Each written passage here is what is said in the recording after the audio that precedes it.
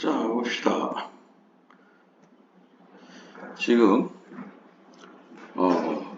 베이직스라는 거는 이 AP 과정 이전에 고등학교 과정에서 배운 화학들을 전체적으로 한번 살펴보는 거고, 요 5 스텝스 책에 보면 가끔가다 좀 난이도가 높게 나오는 것들이 있어요. 시험에 물론 나올 가능성이 있지만 확률은 좀 적은 거. 근데 분별력을 만들어주는 것들, 그런 것들이 있으니까 여기서 좀 보면은 여기 매스 스펙트로스코피 오브 엘리먼트라고 나오는데 이거 기억하는지 모르겠지만 질량수가 다른 수소, 뉴트리움 혹은 트리티움 같은 것들을 매스 스펙트로스코피를 통해 가지고 몇 종류 아이소톱인지 동위원소가 몇 종류가 있는지 이런 것들을 확인해 주는 거고, 또 화합물 같은 경우도 이것이 결합이 끊어졌을 때 분자량들이 몇 개짜리가 몇 개나 나오는지 이런 것들을 확인해주는 실험들이에요. 그러니까 요거 자료를 잘 해석해 줄 수 있으면 되는 거고, 그 다음에 아토믹 스트럭처하고 일렉트론 컨피규레이션. 아토믹 스트럭처야 히스토리칸 실험적인 베이스하고 사람하고 그 실험의 의미까지 확실히 좀 알아야 돼요. 그 다음에 일렉트론 컨피규레이션은 뭐 루이스 점 전자식이 됐든지 아니면은 뭐 오비탈이 됐든지 잘 표현해 주는 것들 생각해야 되고, 그 다음에 피어리어드 트렌드라는 것은 주기율표상에서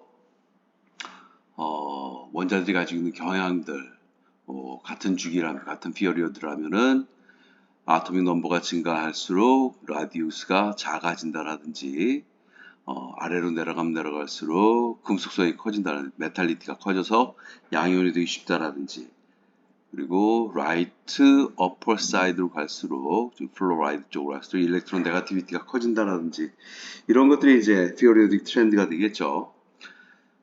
화학반에 직접적으로 참여하는 건 밸런스드 일렉트론이 되고, 그런 다음에 밸런스드 일렉트론이 전자들이 빠져나오거나 들어와서 포지티브 차지를 가지고 있는 캣아이온이 되든지 네가티브 차지를 띠고 있는 N아이온이 되든지 하면 이제 아이오닉 컴파운드를 만들게 되죠.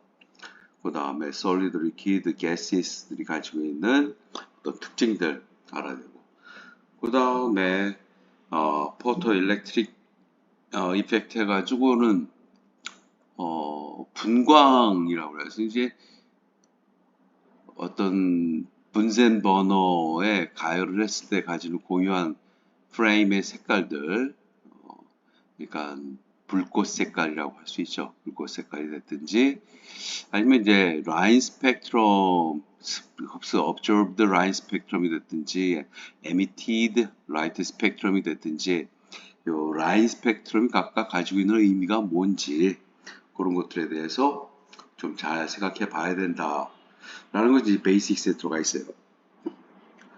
수업할 때는 이제 본격적으로 내용이 쭉 들어가겠지만 선생님이 요 녹화 동영상에서는 제일 중요한 것만 정리해 주고 넘어갈 거야. 당연히 이 썸머리 중요하겠지. 썸머리 중요하고요. 이 한 칸 한 칸이 움직이질 않아서 좀 그래. 자, 보자.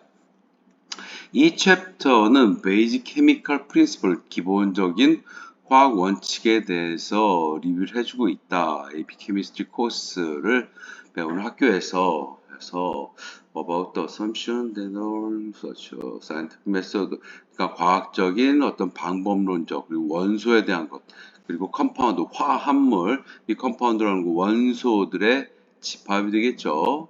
이것이 이제 이온 결합물이면 이온 아이오닉 컴파운드, 코버넌트 컴파운드, 메탈릭 컴파운드 이렇게 나누죠. 믹스처는 이것은 성질이라든 여러 종류의 컴파운드의 집합이야. 정의 정확히 알자. 이 믹스처라는 것은 컴파운드의 집합이다. 오케이. 그 다음에 elementary chemistry, 원소적 화학적 특징들에 대해서 쭉 디스북을 갖다가 텍스트북, 핸디, 텍스트북을 충분히 활용할 수 있어야 되고, 그리고 텍스트북이 주로 있는 주제들을 가지고 얘기를 했다라고 얘기를 해요.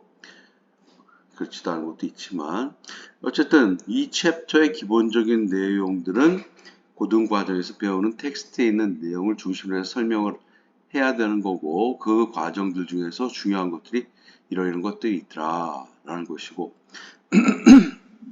자 여러분들 이거 굉장히 중요한 내용 중에 하나인데 각종 기호 굉장히 중요하지. 기호들 정확히 알아야 돼. 아버지 넘버 같은 것도 좀 알아야 되고 density는 볼륨으로 질량을 나눠준다. 켈빈 온도는 어떻게 해준다. 뭐 기본적인 것들이 요것들은 시험 볼 때 테이블 같은 다 있어요. 그리고 유닛하고 미저먼트 이거 굉장히 중요한 거야 이거. 그래서 질량 같은 경우 파운드 단위 이게 미국에서 이제 파운드나 쿼터나 인치나 뭐 푸트나 뭐 이런 여러 가지 단위들이 있는데 이 단위들 전환시켜 주는 것도 여러분들 깔끔하게 프리 리스폰스 퀘스천이라든지 여기서 정리를 해 줄 수 있어야 됩니다. 단위 전환 과정 굉장히 중요하니까 어, 문제 하나하나 풀 때마다 연습한다 생각하시고 단위 깔끔하게 적어주면서 단위 전환해서 문제에서 원하는 단위로 바꿔주세요. 아시겠죠? 그래서 English SI 유닛이 보편적으로 사용되는 것인데 우리가 알고 있는 메타라든지 메타, 뭐 큐빅 데시메타, 리터지 똑같이 밀리리터, 1000ml가 1리터가 되겠죠. 이런 것들에 대한 것들 그 다음에 절대 영도에 대한 것들 absolute zero is 켈빈 온도예요. 켈빈 온도 모션이 없는 것들이에요. 모션이 시즈된 거.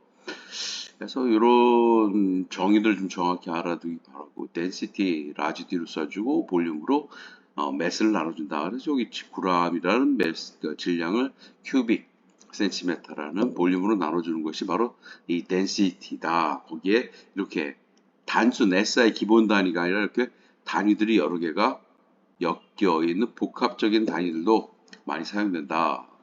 라는 거 알아두시고 그 다음 measurement 측정해 주는 것들이 쭉 나왔는데 측정해 주는 거 여러분 다 잘 할 거라고 생각해. 그리고 여기 significant figure 즉 유효 숫자 굉장히 중요하죠.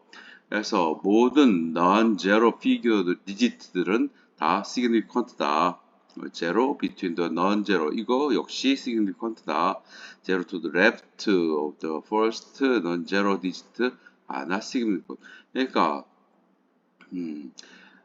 first non-zero digit가 digit 왼쪽에 써 있는 0이라는 숫자는 non-significant이야. 0.00325 앞에 있는 0.00은 이건 non-significant라는 얘기야. Zero to right of the last non-zero digit are significant if there is a 데시멀 포인트가 있다면은 요 점이 딱 찍혀 여기 있는 것처럼 230 5빵빵 점이 이렇게 있다면은 요것은 significant 컴퓨터가 6자리 숫자가 되는데 그것이 없다면 요 뒤에 0 2개는 이건 의미가 없는 significant 컴퓨터가 아니고 4개만 앞에 있는 4개만 significant 컴퓨터라는 거, 유효 숫자라는 거 중요하세요. 유효 숫자 굉장히 중요해. 나중에 답을 쓰더라도 이 유효 숫자 틀려가지고 답 전체가 틀려버리면 아주 짜증나는 일이지. 연습을 많이 해주기 바랍니다. 그 다음에 디멘셔널 애널라이시스 좀 나왔고 요거 디멘셔널 애널라이시스는 이제 단위를 전환하고 답을 원하는 형태로 바꿔주는 거예요. 그래서 2.3 마일이 센티미터로 얼마냐? 최종적으로 보면 2.3 마일은 1마일이 5280피트고 1피트는 12인치고 1인치는 2.54cm니까 이런 식으로 마일 없어지고 마일 없어지고 피트 인치 없어서 센티미터 단위만 정리가 되더라. 아시겠죠? 이런 식으로 어떻게 보면 좀 고지식하지만 한 단계 한 단계 이 과정을 시험 과정에서 보니까 특히 프리 리스폰스 문제에서는 깔끔하게 정리해주고 넘어가기 바랍니다. 오케이. 그다음에 물질의 상태, 액체, 기체, 고체에 대해서는 여러분들이 머릿속에 어떤 기준이 되는 내용들을 정리해야 되는데 그 중에 제일 중요한 게 이 액체, 기체, 고체에 대한 것들이야. 고체라는 것은 결합이 돼 있어. 일종의 결합이 돼서 구성하고 있는 입자들이 자리 바꿈이 없어서 디퓨전, 확산이 일어나지 않는 것이 솔리드고, 리퀴드는 인력은 존재하죠. 그래서 부피가 기체에 비해서 굉장히 작고 인력이 존재한다. 서로 잡아당겨요. 잡아당기는 힘이 강하면은 끓는 점이 높아지고, 잡아당기는 힘이 약하면은 끓는 점이 낮고, 그 다음에 서페이스 텐션도 작고 해서 펌퍼짐하게 퍼져나가고, 뭐 이런 여러 가지 기본적인 특징. 특히나 이 가스가 가지고 있는 기본적인 특징, 가스는 구성 입자들 사이에 아무런 힘도 작용하지 않아. 아이디얼 가스가 그래요. 그래서 입자가 너무 멀리 떨어져 있고, 입자가 너무 작고 너무 질량이 작기 때문에 이것은 위치 에너지가 없이 카이네틱 에너지만 존재하는 것이 아이디얼 가스고, 일반적인 가스도 아이디얼 가스하고 굉장히 유사하다라는 것을 꼭 기억해 두시기 바랍니다.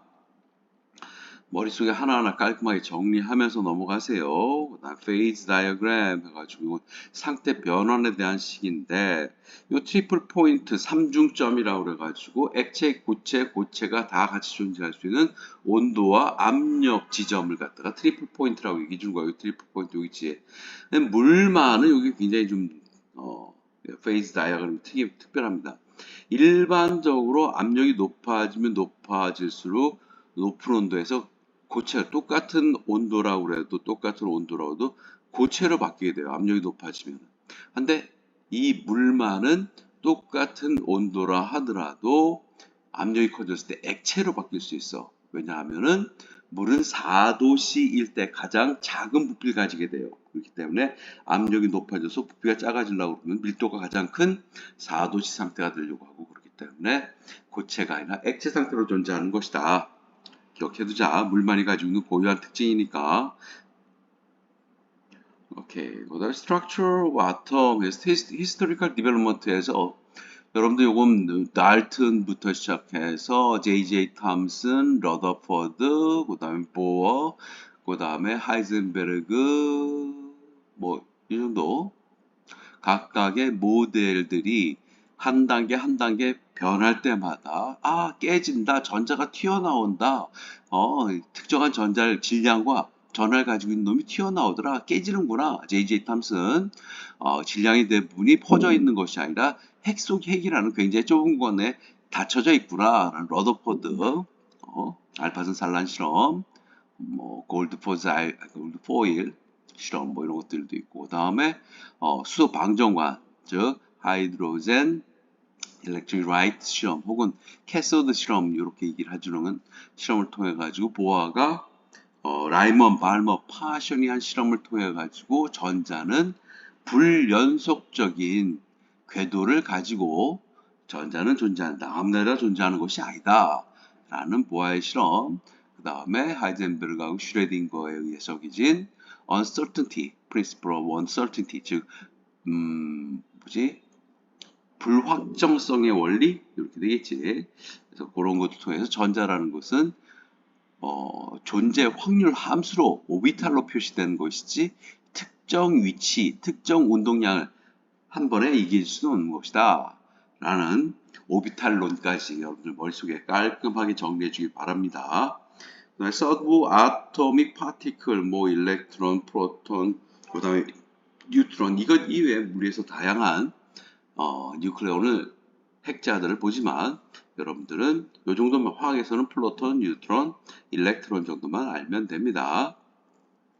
그래서 전하량, 질량비, 뭐 특히 이제 뉴트론이 프로톤보다는 조금 질량이 더 크다라는 걸 좀 알아두고, 그 다음에 AMU라는 것이 뭐다?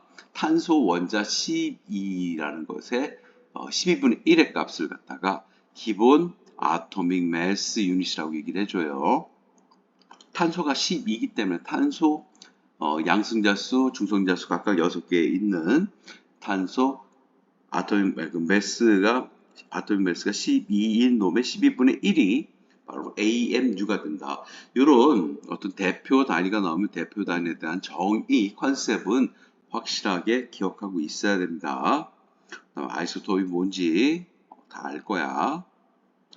오케이. 그 다음에 아토믹 넘버, 매스 넘버, 그리고 Z하고 A가 각각 뭘 의미하는지, 그 다음에 일렉트론 쉘, 일렉트론 쉘들은 이너 쉘도 있고, 그다음 밸런스드 쉘. 가장 바깥쪽에 있는 전자 껍질을 밸런스드 쉘이라고 그래요. 아우터 쉘 이런 식으로 얘기할 수도 있겠지만 보통 밸런스드 쉘이라고 얘기해 줍니다.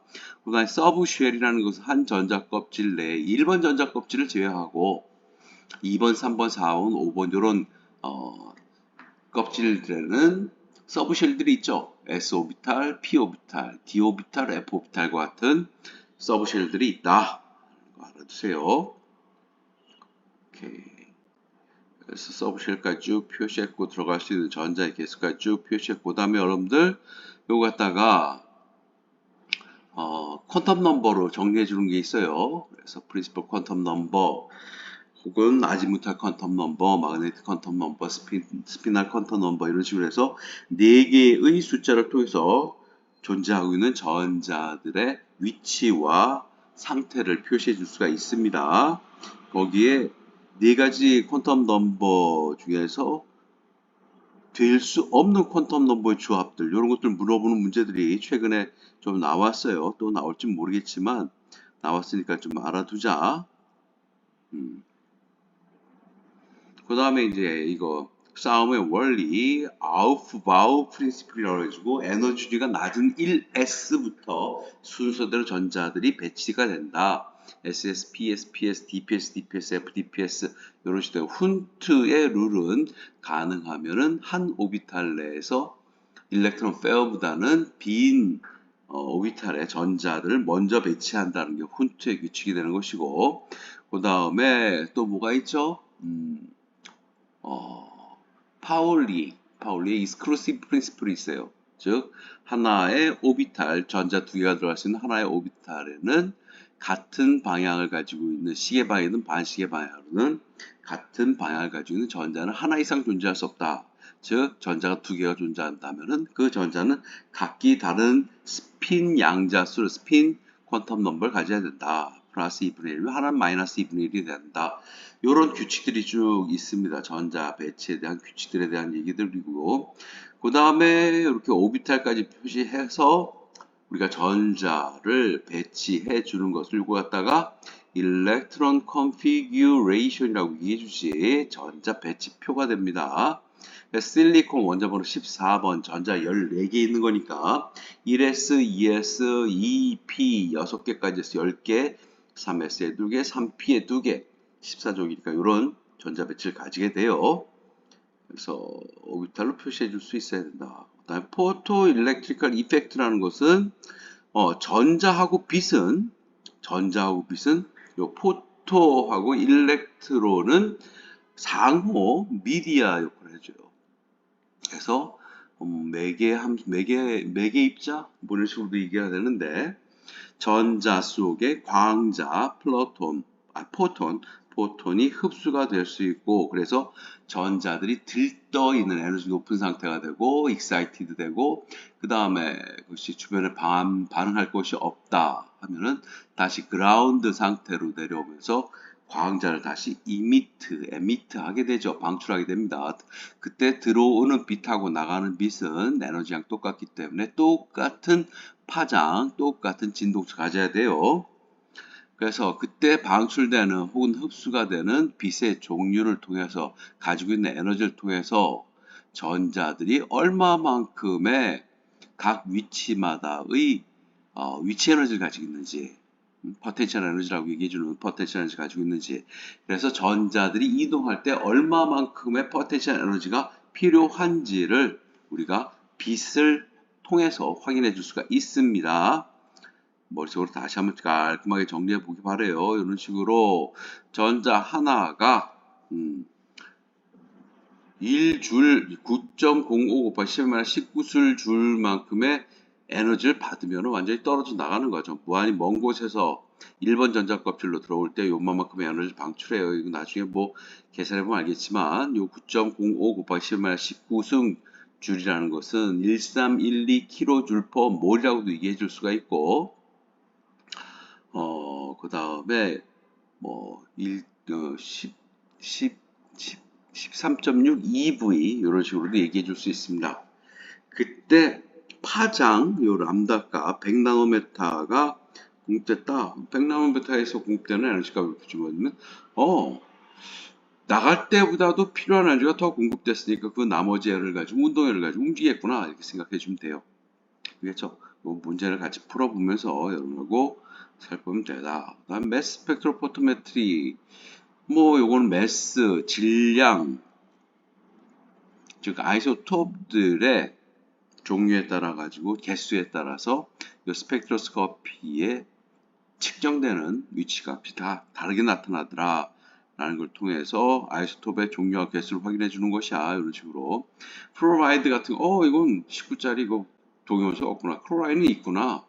두 개가 있구나. 35짜리 37짜리가 있는데 35짜리가 더 기니까 76% 24% 이렇게 퍼센테이지까지 알 수가 있습니다. 이 피크의 높이를 가지고 아시겠죠? 오케이, 그래서 평균 원자력까지 계산해 줄 수가 있게 되는 것이야. 그것 이외에 여기 에탄올을 특정 에너지를 공급해서 두들겨 부시고 난 다음에 요거 갖다가 매스 스펙트로포토메트리를 통해서 이동시키게 되면은 이렇게 15짜리, 29짜리, 31짜리 이렇게 여러 개지로 나눌 수 있고 그렇다 그럼 여기가 깨질 수도 있는 거고 여기가 깨질 수 있는 거고 여기가 깨질 수 있는 거고 여기가 한 번 깨졌을 때 나오는 다양한 조각들의 질량 비를 통해 가지고 우리가 케미컬 포뮬러를 화학식을 구해줄 수가 있게 되는 것이에요.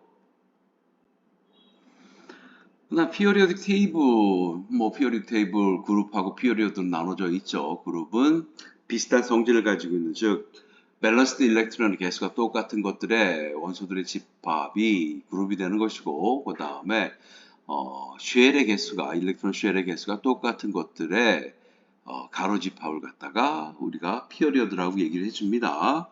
여러분들 많이 봤을 거고 멘델레프에 의해서 질량 순서로 되어 있다가 모질란 아저씨에서 양성자 개수의 순서로 되어 있게 됩니다. 요 테이블 다 AP 시험에서 줘요. 그러니까 잘 활용하기 바라고 요 1족, 2족, 1족 원소가 메탈, 알칼리 메탈, 2족 원소가 알칼리 어스 메탈, 어스라고 얘기해 주는 건 이거 광물 속에 많이 있기 때문에 알칼리 어스 메탈이라고 얘기해 주는 것이야. 그 다음에 17그룹은 할로젠 엘리먼트가 되고 18쪽 18그룹들은 이것이 노블 가스가 될 겁니다. 아시겠죠? F오비탈의 전자 차들어가고 있는 것이 란타노이드 그 다음에 액티노이드 이렇게 나눠줄 수가 있습니다. 그 다음에 원소의 구분 어레인지먼트를 했을 때 메탈이냐 메탈로이드냐 넌메탈이냐 메탈로이드 같은 경우 이제 메탈과 넌메탈 사이에 양쪽 속 원소들이 이제 보론, 실리콘, 게르마늄, AS, 비소, SB가 뭐더라? 있어요. 텔론. 이런 것들이 바로 메탈로이드고, 넌메탈들은 몇 개 안 돼, 사실. 넌메탈을 좀 외워둬야 돼. 오른쪽 위가 넌메탈이 되겠지. 오케이. 그 다음 트랜지션 엘리먼트들은 D 오비탈 혹은 F 오비탈 전자가 차들어가고 있는 원자들이고, 이것도 이제 보통 3그룹부터 12그룹까지가 트랜지션 엘리먼트입니다. 나중에 트랜지션 엘리먼트 같은 건 D 오비탈 내 리간드 결합을 하면서 각종 다양한 색깔을 가질 수가 있습니다. 아시겠죠? 오케이. 별 테이블, 주기적 성질 뭐가 있겠는가?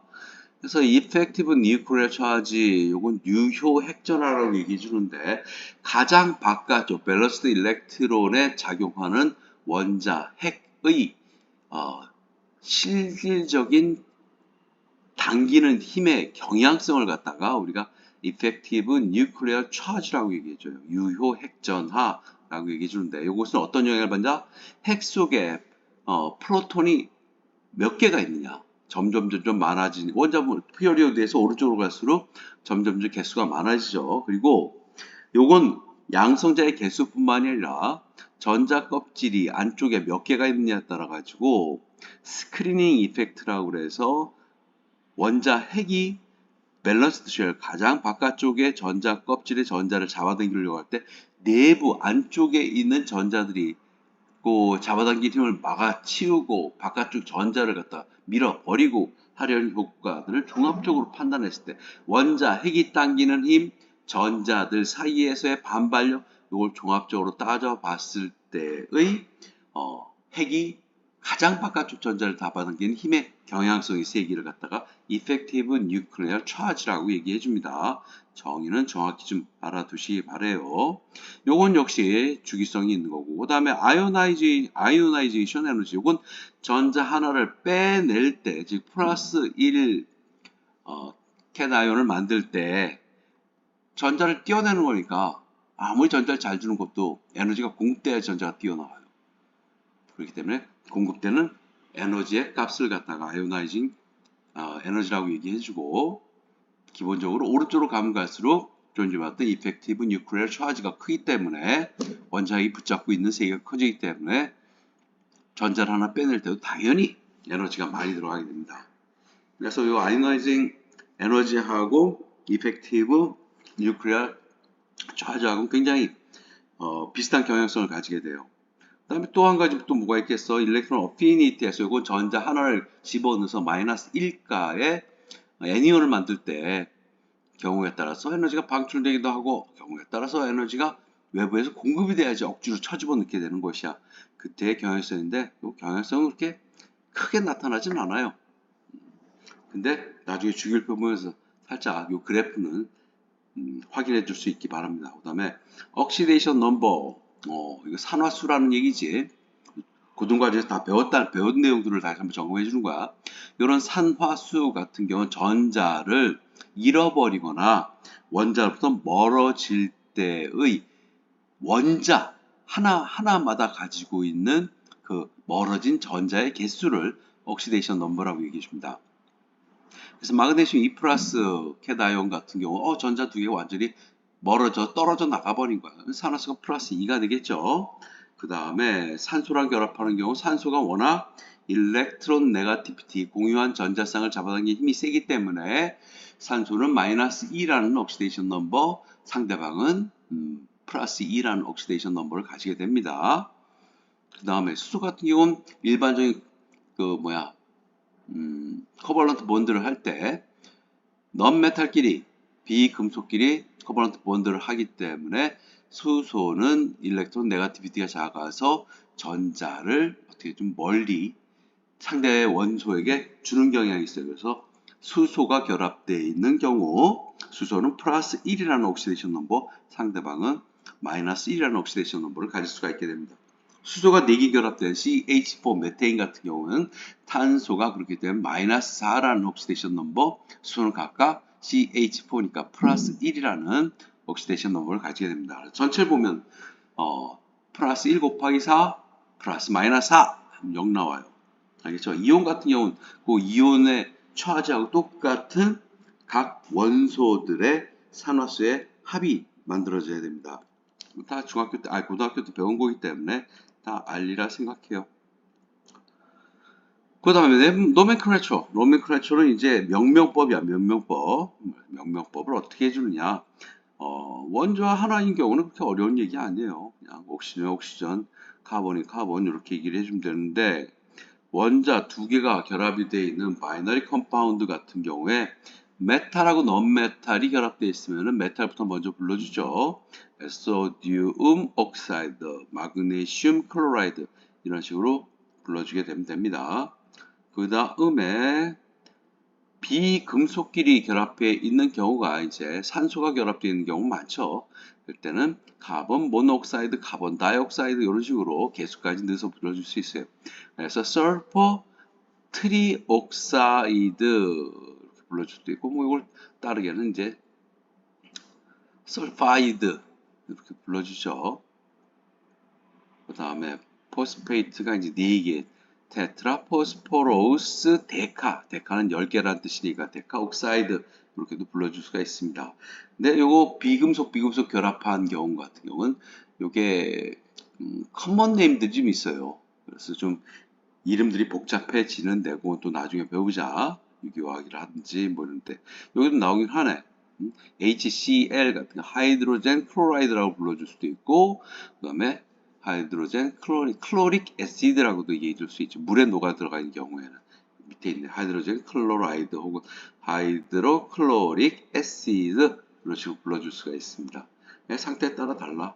요 수용액 상태에서는 하이드로클로릭 애시드, 하이드로설퍼릭 애시드 이런 식으로 불러준다. 그래서 실질적으로 요 노멘클라처를 갖다가 쓰라는 얘기는 안 나와요. 쓰라는 얘기는 안 나오는데 써놨을 때 이게 어떤 화학식을 가지는지는 알아야지. 알겠죠? 그 다음에 원자가 이제 세 개가 결합된 화합물 같은 경우는 어떻게 되는가? 이온단, 아이오닉 그룹이죠. S4 같은 경우는 아이오닉 그룹이야. 설퍼릭 수소가 있으니까 애시드, 나이트릭 애시드, 나이트로스 애시드, 설퍼로스 애시드 이런 식으로 불러주는데 RIC가 붙어 있는 경우에는 이제 산소가 더 이상 들어가지 못한 최대 산소수를 가지는 경우고, 그다음에 여기 설퍼로스라든지 나이트로스 이렇게 있는 산소가 추가로 들어갈 수 있을 때 그런 식으로 불러줍니다. OUS 이런 식으로 불러줘요. 접미어를 잘 알아두시기 바랍니다. 오케이.